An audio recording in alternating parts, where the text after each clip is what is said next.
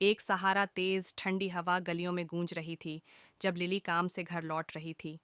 उसकी उंगलियां सुन्न हो चुकी थीं, पैर थक चुके थे, लेकिन उससे भी भारी उसका दिल था। आज फिर उसने उस बूढ़े आदमी को देखा जो हर शाम उसी बेंच पर बैठा रहता था, बिना किसी मंजिल को ताकते हुए। आज वह उसे अनदेखा नहीं कर सकी। वह वहां दुबका हुआ अपनी पतली जैकेट में कांप रहा था। कुछ था उसकी आंखों में जिसने लिली को रोक दिया।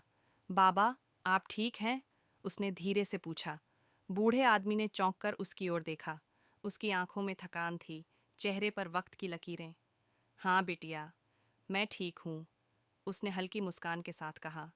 बस कुछ पुरानी यादों में खोया था। लिली ने झिझकते हुए उसके पास बेंच पर बैठते हुए पूछा। इतनी ठंड है, आपके पास जाने के लिए कोई जगह है? वह हल्के से हंसा, सिर हिलाया और बोला, एक समय था जब घर था, परिवार था, पर जिंदगी कब किस मोड़ पर बदल जाए कौन जानता है। लिली उसकी आवाज में छुपे दर्द को महसूस कर सकती थी। आप बताना चाहेंगे? कुछ देर तक वह चुप रहा। फिर धीरे धीरे उसने अपना हाल सुनाना शुरू किया। उसने अपनी पत्नी के बारे में बताया, जो अब इस दुनिया में नहीं थी। अपने बेटे के बारे में बताया, जो दूर जा बसा और फिर कभी लौट कर नहीं आया। और अपने घर के बारे में बताया, जो समय के साथ छूट गया।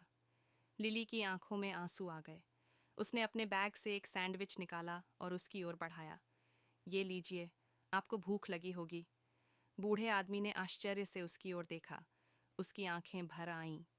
धन्यवाद बिटिया, लिली ने थोड़ा झिझकते हुए कहा। अगर आप चाहें तो मेरे साथ चल सकते हैं। ज्यादा कुछ नहीं है मेरे पास, लेकिन एक गर्म खाना और सोने के लिए एक जगह दे सकती हूँ। बूढ़े व्यक्ति की आंखों में अविश्वास था। क्या तुम सच में किसी अनजान व्यक्ति के लिए ऐसा करोगी? लिली मुस्कुराई।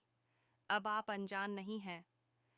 बहुत समय बाद बूढ़े आदमी ने अपने दिल में एक गर्माहट महसूस की।